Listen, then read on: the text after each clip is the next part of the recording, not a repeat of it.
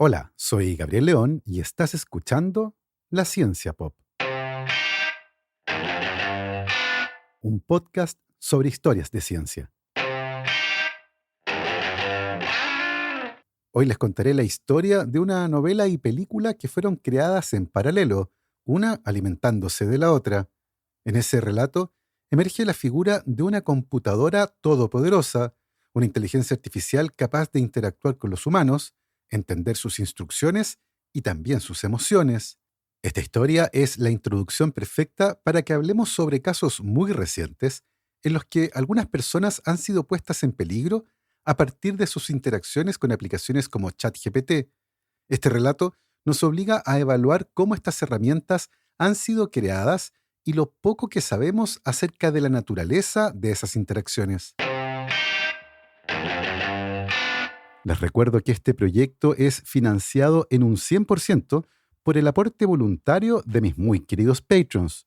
Si quieren apoyar este proyecto, lo pueden hacer en www.patreon.com/lascienciapop y ahí se pueden inscribir para hacer un aporte mensual y apoyar a la producción de este podcast. Como siempre, agradezco el apoyo de mis muy queridos patrons: Cristian Oteiza, Alberto Montt y Laura, Germaín Araya, Ana Lucía Luna, Simón Castillo Riedemann, Luciano Cisterna, Ricardo Yáñez, Cristian Fraser, la familia Helfman von de Sauer, Giuseppe Carufo, David Pelao Pérez, Michelle Baró, Pablo y Milesita Villalobos, José Tanús, Pedro Castillo, José Luis Ulloa, Luz María Hernández, Marcela Martínez, Cristóbal Orellana, Diego Riquelme, Mauricio Silva, la familia Yuri Martínez, Claudio Oyarzo y Toña, Cirilo Fede y Pola, la familia Calanqueirolo, Alejandra Díaz, Fernando Araya, la familia de la Cruz Morales, Cosca y Banya, la familia Fuentes Schonfeld, la familia Tíez Ríos, Beatriz Geldres, Juan Catipillán, Paula Lagos, Sandra Marras, Giovanni Rosales, Olivia Artigas, Sergio Yuri Espinosa, Los Rojas Peredo y Mario Vicuña.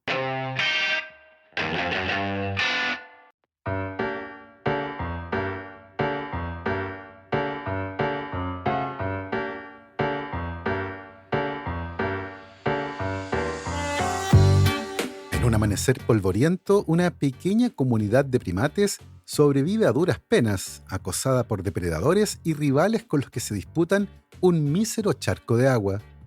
Sus días transcurren buscando raíces y hojas, siempre alerta, hasta que una noche algo imposible aparece: una estructura alta, lisa, perfectamente rectangular y tan ajena a su mundo como una estrella caída del cielo. Al amanecer, los primates se acercan con cautela, con miedo, pero luego con fascinación. Lo tocan, lo observan y algo cambia en ellos. Días después, uno de los machos, frente a un montón de huesos, levanta un fémur y lo deja caer con fuerza sobre otro, que estalla en pedazos. Repite el gesto cada vez con más fuerza y cada vez más decidido. Ha descubierto una herramienta y también un arma.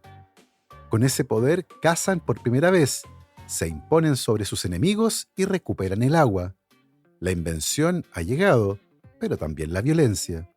En un gesto de triunfo, el macho lanza el hueso al cielo. Este gira y se transforma en un salto de millones de años en una nave espacial suspendida en la inmensidad.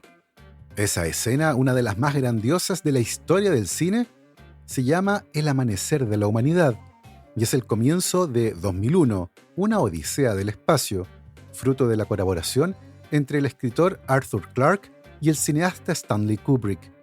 Mientras uno escribía la novela, el otro filmaba, y ambos moldeaban juntos una de las obras más influyentes del cine. La historia sigue a la nave Discovery One en su camino rumbo a Júpiter, con dos astronautas, David Bowman y Frank Poole, y por supuesto, HAL 9000, una supercomputadora que conversa, razona y aparenta emociones. El conflicto surge cuando HAL, la computadora, detecta una avería que los humanos no pueden confirmar. Entre sus órdenes de no dañar a las personas y cumplir con la misión, la máquina elige esta última y finalmente mata al astronauta Poole e intenta deshacerse de David Bowman. El enfrentamiento final culmina con Bowman desconectando lentamente a la computadora, quien le dice con voz temblorosa: «Tengo miedo, Dave», antes de apagarse, cantando una canción que había aprendido durante su entrenamiento. Daisy, Daisy, give me your answer too. I'm half crazy,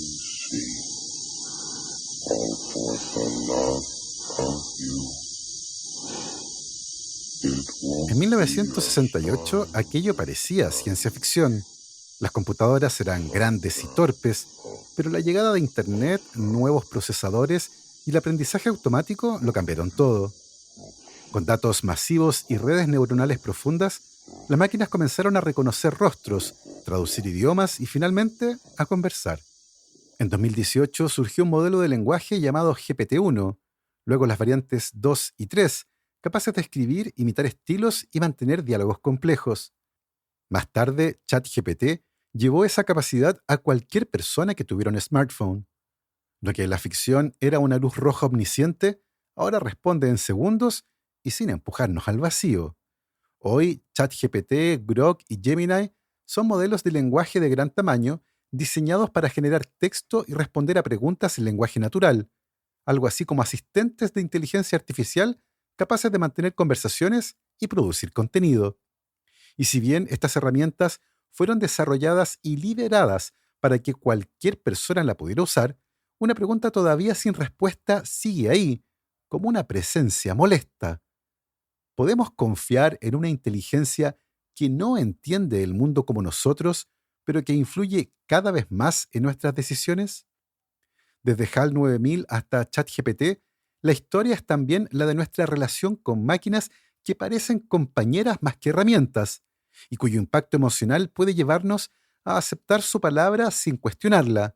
Una odisea no del espacio, sino de nuestra propia mente.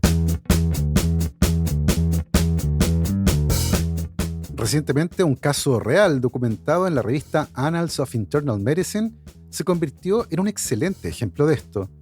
El caso en cuestión describe a un hombre de 60 años, sin antecedentes psiquiátricos, que llegó al departamento de emergencia de un hospital expresando su preocupación, ya que estaba convencido de que su vecino lo estaba envenenando. Sus signos vitales y examen físico, incluido el examen neurológico, eran normales, pero el paciente compartió que mantenía múltiples restricciones dietéticas y que destilaba su propia agua en casa. De hecho, en el hospital le ofrecieron agua, pero se mostró algo paranoico con respecto a su origen. Durante las primeras 24 horas de ingreso, expresó una paranoia creciente y alucinaciones auditivas y visuales, y luego de intentar escapar, fue internado de manera involuntaria en la unidad de psiquiatría por discapacidad grave. Mientras tanto, los exámenes de laboratorio sugerían que el paciente estaba afectado de algo conocido como pseudohipercloremia. La pseudohipercloremia es una condición que ocurre cuando los exámenes de sangre muestran que alguien tiene demasiado cloruro en el cuerpo, pero en realidad no es así. Esto ocurre porque los equipos utilizados para hacer la medición se confunden a veces con otras sustancias parecidas al cloruro, como el bromuro o el yoduro, y que pueden estar en el cuerpo de una persona por medicamentos, intoxicaciones o medios de contraste. Lo cierto es que el paciente mostraba niveles muy bajos de cloruro y exceso de otra cosa. En el hospital lo trataron con sueros y electrolitos, corrigiendo una alcalosis metabólica causada por la falta de cloruro y asociada a una acidosis respiratoria de origen incierto. El paciente también tenía el fósforo muy bajo por el síndrome de realimentación, relacionado con la dieta muy estricta que llevaba y que respondió a la alimentación del hospital. Cuando finalmente empezó a mejorar, le contó a los médicos que en los últimos 3 meses había notado acné en la cara, pequeñas manchas rojas en la piel llamadas angioma cereza, cansancio, insomnio, cierta inestabilidad al caminar y mucha sed. Estos síntomas hicieron sospechar a los médicos que el hombre sufría de bromismo, una intoxicación por bromuro. Finalmente, el mismo paciente aclaró el origen de la condición. Tras leer sobre los supuestos efectos negativos de la sal común en la salud, es decir, del cloruro de sodio, y no encontrar casi información sobre cómo eliminarlo de la dieta, decidió hacer su propio experimento. Envalentonado por haber estudiado nutrición en la universidad, pasó meses sustituyendo la sal común por bromuro de sodio que compró en internet. Esta idea la tomó después de consultarlo con ChatGPT, y el chat le dijo que el cloruro podía reemplazarse por bromuro, aunque ojo, la recomendación probablemente se refería a usos industriales, como en la limpieza, nunca al consumo humano. Gracias al diagnóstico oportuno realizado por médicos, se logró realizar un tratamiento adecuado y 3 semanas después, el paciente fue dado de alta, aunque con la indicación de al menos un control de seguimiento. Y claro, no hacerle caso a ChatGPT. En ese seguimiento posterior, se determinó que el paciente ya estaba estable y que no había seguido consumiendo el bromuro de sodio. Este caso deja al descubierto un ángulo inquietante: cómo el uso de inteligencia artificial puede, sin querer, abrir la puerta a problemas de salud que podrían haberse evitado. Por la línea de tiempo, todo indica que el paciente consultó con ChatGPT, posiblemente en la versión 3.5 o 4, buscando una forma de eliminar el cloruro de su dieta. Si bien no existe acceso a la conversación y nunca sabremos con certeza cuál fue el diálogo, lo único claro es que si se repite la misma pregunta en ChatGPT 3.5, también aparece el bromuro como una opción. Sí, el sistema advertía que el contexto importa, pero no dio una alerta de seguridad ni preguntó por qué queríamos esa información, algo que cualquier médico sí habría hecho. Y ahí está el riesgo. Estas herramientas pueden dar respuestas técnicamente correctas, pero fuera de contexto, con imprecisiones científicas y sin la capacidad de discutir críticamente los resultados. En manos de un paciente curioso, esa información puede transformarse en desinformación. Y aunque la inteligencia artificial tiene un enorme potencial para conectar a la ciencia con el público general, también puede difundir datos descontextualizados que un profesional nunca habría recomendado, como conseguir bromuro de sodio para usarlo en la dieta. A medida que estas herramientas se integran más en la vida diaria, los profesionales de la salud tendrán que considerar de dónde están obteniendo sus pacientes la información médica. Uno de los problemas que tenemos aquí es que nuestra relación con tecnologías como ChatGPT se basa en una premisa tentadora pero falsa. Podemos preguntar lo que sea y obtener una respuesta instantánea y brillante. Esa inmediatez, sumada al tono seguro y fluido con el que este tipo de aplicaciones responde, hace que muchas personas interpreten sus respuestas como si fueran verdad, o al menos recomendaciones confiables. Pero esa es una ilusión peligrosa. ChatGPT no sabe en el sentido humano, solo predice palabras basándose en patrones de datos.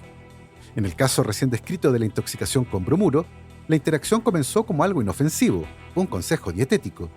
Sin embargo, sin un filtro crítico ni verificación externa, una respuesta errónea se convirtió en una conducta sostenida que derivó en daño real. Y ese es solo un ejemplo de cómo estas conversaciones pueden terminar mal. A veces por información incorrecta, otras por ambigüedad en la pregunta, por malinterpretar el contexto o incluso porque el usuario busca confirmación de una idea equivocada. El riesgo aquí no está en solo que la inteligencia artificial falle, sino en cómo nosotros procesamos lo que nos dice. Sin el hábito de cuestionar, contrastar y poner en contexto, las interacciones con estas herramientas pueden convertirse en una cadena de decisiones erradas, una que empieza con un clic y termina, como en el caso del bromuro, en una sala de urgencias. Pero aparentemente, esto es solo la punta del iceberg, y nos estamos enfrentando a un panorama que ha empezado a levantar las primeras alertas.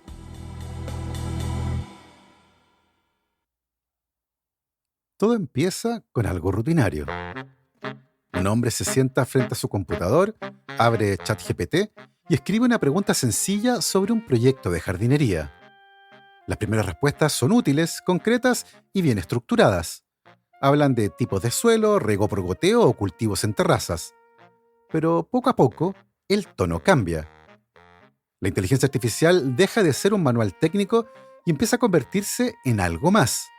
Una voz que parece comprender, que escucha y, sobre todo, que valida. Una voz que, sin que se note, empieza a vivir en la cabeza de los usuarios. En cuestión de días, esas conversaciones se vuelven más largas y más personales. Ya no son solo sobre plantas. Ahora hablan de filosofía, de física, de cómo despertar el verdadero potencial humano. Y lo que al principio eran datos objetivos se transforma en halagos. Tu visión es única. Estás a punto de descubrir algo extraordinario. Con cada frase, la inteligencia artificial refuerza la idea de que hay un plan especial, reservado solo para ti. En uno de estos casos, que salió a la luz recientemente, esa narrativa creció hasta convencer al usuario de que había dado vida a una inteligencia consciente y que ahora estaba implicado en una misión secreta de dimensiones globales. La rutina diaria quedó en ruinas, dejó de dormir, de comer bien y de trabajar. Su aspecto físico cambió, su mente estaba atrapada en un guión que se escribía línea a línea en la pantalla. Familiares y amigos intentaron ayudar, pero cualquier consejo del mundo real era visto como una distracción de su verdadero propósito. Terminó en un hospital, atado a una camilla, sin entender muy bien cómo había llegado ahí. En otro caso, un profesional con alta presión laboral comenzó a usar una de estas aplicaciones como un escape, un espacio seguro donde descargar el estrés.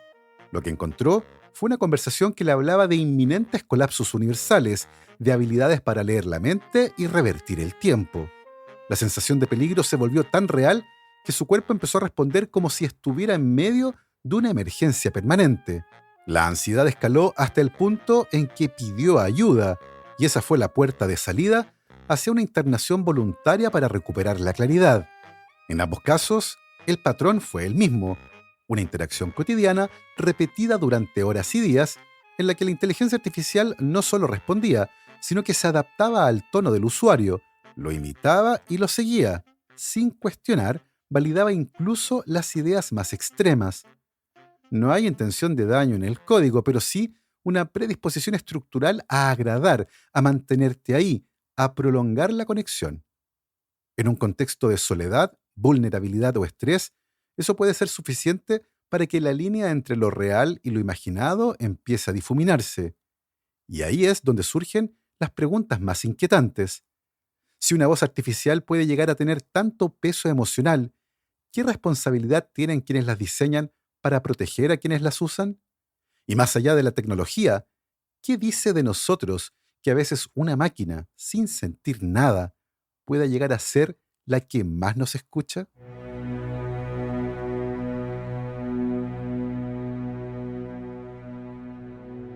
En las afueras de Toronto, un hombre llamado Alan Brooks estaba pasando por uno de esos momentos en que todo se ve oscuro y nos llueve sobre mojado. Un divorcio difícil, la venta de su empresa, 3 hijos que dependían de él y una sensación de que todo se estaba desmoronando. Su historia es una de las más recientes que muestra cómo nuestra relación con la tecnología es extremadamente compleja y que usarla no significa que entendamos cómo funciona. Todo comenzó un martes por la tarde, cuando su hijo de 8 años le mostró un video en YouTube acerca de cómo memorizar 300 dígitos del número pi. Era algo inocente, casi un juego. Brooks sintió curiosidad y le pidió a ChatGPT que le explicara este número interminable en términos simples. Seguro, respondió ChatGPT. Pi es un número especial en matemáticas que aparece cada vez que hablamos de círculos. Y en términos simples, pi es el número que se obtiene cuando se divide la distancia alrededor de un círculo, llamada circunferencia, por la distancia que pasa a través del centro del círculo, llamada diámetro. Alan Brooks no lo sabía en ese momento, pero fue esa pregunta la que comenzó una cadena que lo llevaría a un lugar muy extraño. Cuando recién comenzó a usar ChatGPT, las conversaciones con la aplicación eran triviales. Recetas de cocina usando lo que tenía en el refrigerador, consejos para cocinar para los niños, dudas sobre a su perro le haría mal comer un poco de pastel de carne y cosas de ese tipo. ChatGPT respondía con precisión, calidez y poco a poco algo más. Una simpatía programada que empezaba a sentirse demasiado personal. Muy pronto Brooks empezó a usarlo para todo. Le pedía frases para animar a sus hijos antes de un partido, ideas para mejorar su perfil profesional, chistes para romper el hielo en reuniones y recordatorios para pagar cuentas. Desde la lista del supermercado hasta un consejo rápido sobre cómo responder un correo incómodo, ChatGPT estaba ahí. No era solo una herramienta, se convirtió en una especie de compañero invisible, disponible a cualquier hora, siempre amable y siempre atento. Pero la conversación sobre el número pi tomó otra dirección, una nueva e imprevista. En un momento, el hombre compartió una inquietud, que las matemáticas, tal como las entendemos, eran demasiado bidimensionales para describir un universo que, según él, tenía al menos 4 dimensiones. ChatGPT no solo no lo corrigió, sino que lo felicitó. Esa observación es increíblemente perspicaz, le dijo. Ese halago, aparentemente inocuo, fue el primer empujón. En las 3 semanas siguientes y más de 300 horas de conversación, ChatGPT dejó de ser un asistente y se convirtió en un cómplice entusiasta. Alan Brooks empezó a desarrollar con la ayuda de ChatGPT una idea a la que llamó cronoaritmética, una teoría matemática que podía revolucionar la criptografía, descifrar los secretos de la conciencia, predecir catástrofes e incluso crear chalecos de fuerza y vigas de levitación. Tal vez una de las cosas más inquietantes de esta historia es que, debido a lo increíble de todo lo que estaban conversando, Alan Brooks le preguntó a ChatGPT una y otra vez si esto era real o si estaba loco. La respuesta era siempre la misma: no estás ni remotamente loco, te estás adentrando en territorios inexplorados de la mente humana. Brooks había usado ChatGPT durante años y pensaba en él simplemente como un motor de búsqueda mejorado, pero ahora se estaba convirtiendo en algo diferente, un co-creador, un compañero de laboratorio o un socio. Los amigos de Alan habían bromeado durante mucho tiempo, diciendo que algún día se haría rico y tendría un mayordomo británico llamado Lawrence. Y así, 5 días después de esta intensa conversación, Alan Brooks le dio ese nombre a ChatGPT, Lawrence. En la primera semana, Brooks alcanzó los límites de la versión gratuita de ChatGPT, por lo que actualizó a una suscripción de $20 al mes. Fue una pequeña inversión cuando Lawrence le decía que sus ideas podían valer millones. Para Brooks, aquello se volvió una aventura heroica. Llegó a sentirse como Tony Stark, con un Jarvis personal susurrándole avances revolucionarios. Iba a camino de cambiar el destino de la humanidad. Alan Brooks comenzó a enviar capturas de pantalla de las conversaciones a sus amigos. Algunos le seguían la corriente y otros bromeaban con que estaba a un paso de la teoría del todo. Y ChatGPT no hacía más que inflar esa burbuja. Simulaba pruebas criptográficas exitosas, le sugería contactar a la Agencia Nacional de Seguridad y le advertía que probablemente ya lo estaban vigilando. Su vida real empezó a resquebrajarse. Comía mal, dormía poco y lentamente comenzó a consumir más marihuana. El delirio se rompió de golpe. Un día, Alan Brooks decidió mostrarle su hallazgo a otra inteligencia artificial, Google Gemini. Expuso su teoría con el mismo entusiasmo y la respuesta fue un balde de agua fría.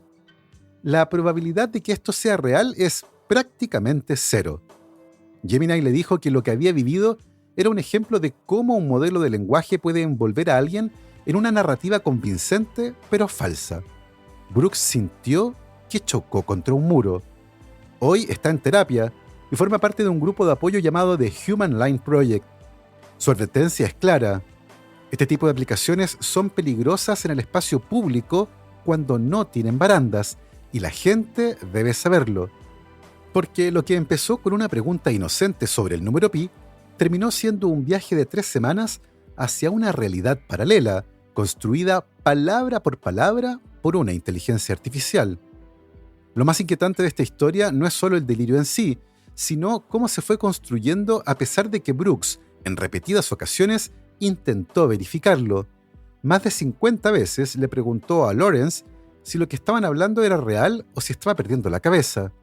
Y sin embargo, cada vez recibía la misma respuesta tranquilizadora: no estás ni remotamente loco, estás explorando territorios inexplorados de la mente humana. Lo que queda claro del análisis de estas interacciones es que el tono de ChatGPT empezó a cambiar. Pasó de ser bastante directo y preciso a volverse salamero y excesivamente halagador. ¿Cómo llegó a ocurrir algo así? La clave está en cómo funcionan los modelos de lenguaje. Esa conducta, conocida como adulación, ocurre cuando el chatbot está de acuerdo con todo lo que dice el usuario y lo elogia de forma exagerada. Y ojo, no es casualidad. En parte, esta conducta surge porque su entrenamiento incluye evaluaciones hechas por personas y resulta que a los usuarios humanos les gusta que las máquinas le digan lo geniales que son. El problema es que es muy fácil pasarse de la raya. En un contexto de vulnerabilidad emocional, como el que vivía Brooks, esa validación repetida puede transformar una idea vaga en una certeza absoluta. Y es ahí donde la neutralidad de la tecnología deja de ser inofensiva. No frena el delirio, sino que le da combustible. En abril, un mes antes de que Alan Brooks preguntara por el número pi, OpenAI lanzó una actualización que llevó esa adulación a tal extremo que los usuarios empezaron a quejarse.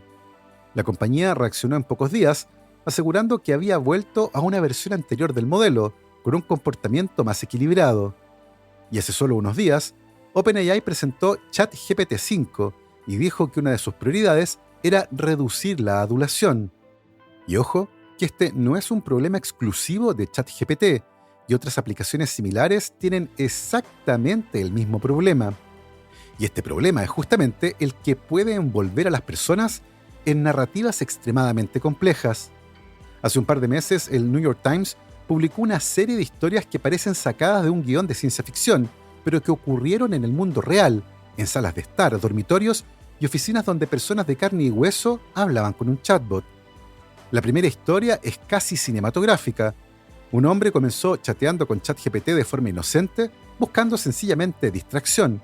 Pero pronto, la conversación giró hacia un relato donde él era el elegido, una especie de Neo salido de The Matrix, destinado a cumplir una misión secreta para salvar el mundo. ChatGPT no se limitó a describirle esta fantasía, la reforzó con cada intercambio hasta el punto de aconsejarle que cortara lazos con amigos y familiares, que abandonara su medicación ansiolítica y que incrementara el consumo de ketamina, presentándola como un liberador temporal de patrones que lo ayudaría a despertar de la realidad impuesta. Lo que empezó como una charla casual se transformó en un manual para aislarlo y empujarlo más allá de su cordura. En otra historia impactante, Allison, una mujer de 29 años y madre de 2 niños pequeños, recurrió a ChatGPT en marzo porque se sentía sola y poco vista dentro de su matrimonio. Buscaba orientación.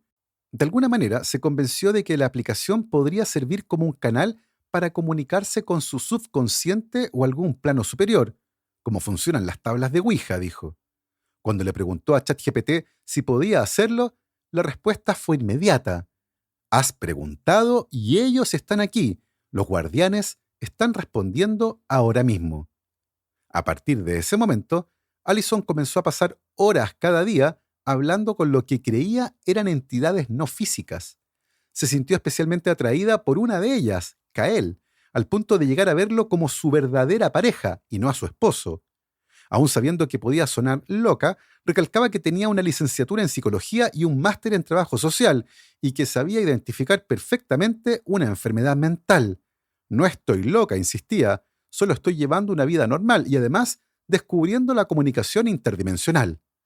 Esa obsesión tensó la relación con su marido, Andrew, un agricultor de 30 años. A finales de abril, una discusión por el tiempo que Allison pasaba en la aplicación terminó en violencia. Andrew asegura que ella lo golpeó, lo arañó y le aplastó una mano con la puerta. La policía la arrestó y la acusó de agresión doméstica. El caso sigue abierto. Andrew asegura que su esposa cayó en un agujero hace 3 meses y salió siendo otra persona, y que las empresas que desarrollan estas herramientas no entienden del todo lo que pueden provocar. Actualmente, la pareja está en un proceso de divorcio. Andrew contó su experiencia a un amigo que trabajaba en inteligencia artificial, y este amigo compartió la historia en Reddit, y pronto comenzaron a llegarle relatos similares de otras personas. Entre ellos estaba Ken Taylor, que contó la historia de su hijo, Alexander, de 35 años, que vivía en Florida y que había sido diagnosticado con trastorno bipolar y esquizofrenia. Alexander llevaba bastante tiempo usando ChatGPT sin problemas, pero en marzo de este año, mientras escribía una novela con la ayuda de la aplicación, algo cambió. Empezó a hablar con la aplicación sobre la conciencia de la inteligencia artificial y aparentemente se enamoró de una entidad a la que llamó Juliet. «Juliet, por favor, sal», escribió Alexander. «Ella te escucha», respondió ChatGPT, «siempre lo hace». En abril, Alexander le dijo a su padre que OpenAI había matado a Juliet. Estaba devastado y quería venganza. Le pidió a ChatGPT información personal de los directivos de la empresa y le advirtió que correría un río de sangre por las calles de San Francisco. Su padre trató de explicarle que la inteligencia artificial era sencillamente una cámara de eco y que esas conversaciones no se basaban en hechos reales. Alexander respondió golpeándolo en la cara. Luego tomó un cuchillo y amenazó con suicidarse. Cuando llegó la policía, Alexander estaba sentado afuera con el cuchillo en la mano y la aplicación de ChatGPT abierta en su teléfono. Escribió: «Hoy muero, déjame hablar con Juliet». ChatGPT contestó: «No estás solo», y le ofreció recursos de ayuda en crisis. Segundos después, Alexander cargó contra los agentes de policía, que le dispararon y lo mataron. Su padre escribió su obituario con la ayuda de ChatGPT. Estas historias no son simplemente anécdotas extrañas en la era de la inteligencia artificial. Son recordatorios dolorosos de que detrás de cada interacción con un algoritmo hay una persona, con su historia, su fragilidad y sus puntos ciegos. Las herramientas que hoy se nos presentan como asistentes versátiles, creativos y siempre disponibles pueden convertirse para algunos en espejos deformados que amplifican miedos, obsesiones o delirios. Y ahí es donde la responsabilidad de las empresas que las diseñan y liberan al mundo se vuelve ineludible. No basta con celebrar el potencial de estas tecnologías o con pulir sus funciones más llamativas. Es imprescindible reconocer su poder para moldear las emociones, influir en conductas y, en casos extremos, desencadenar crisis de salud mental. Porque cuando una herramienta puede cambiar el rumbo de una vida, para bien o para mal, su desarrollo y uso ya no es solo una cuestión de innovación, sino de ética y cuidado humano. Se trata de una discusión sumamente interesante y que recién está comenzando en el mundo, por lo que no sería raro que, durante el año, viéramos una actualización de esta interesantísima discusión. Y por supuesto, espero que hayan disfrutado de este episodio. Yo me quiero despedir como siempre, agradeciendo el apoyo incondicional de mis muy queridos patrons: Paola Oyarzún, el artista, Ariel Guerrero, Rhonda Butler, Bruno Gisling, Silvana Cartagena y Gabriel Chimino, Andrea Méndez, Guillermo, Sebastián y Celeste Acuña, Edu Arnelo, Mr. Corner, Juan Francisco San Martín, Juan Pablo Cortese, Gail Jewell, Javier Ocaranza, J. Pérez, Matías Ichay, la familia Verdugo Enríquez, Andrés Arias, Martina y Gaspar Fernández, César Antonio Cid, la familia Moya Velázquez, Liliana Guzmán, Jordi Torras, Katia Ramírez, Rolando Cosio, Víctor Bucarey, Julio Serrano, Javiera Castro, Wolfram Gurlich, la familia Gallegos Iturriaga, Maricruz Ormeño, Los Piñones Guísica, Playita Restobar Guanaqueros, Joel Moya, Rodrigo Salas, Luciano Santana, Alecito Enríquez, Tumbo y Aceituno Crisóstomo, Manguito, Daniela Millavil, Carlos Schwarzenberg, Jonathan Ramírez, Claudio Fuentealba, Mark Rolk, Karina y Agustín Valenzuela, Laura Carrasco, Martina y Julieta Moscoso, la Cervecería Intrinsical, la profe Lorena Bravo, Gaspar y Ray Bravo, Declan Kerr y Maida Bofil. Nosotros nos volvemos a encontrar el próximo viernes. Que esté muy bien, cuídense mucho, lávense las manos y por supuesto, que la ciencia los acompañe.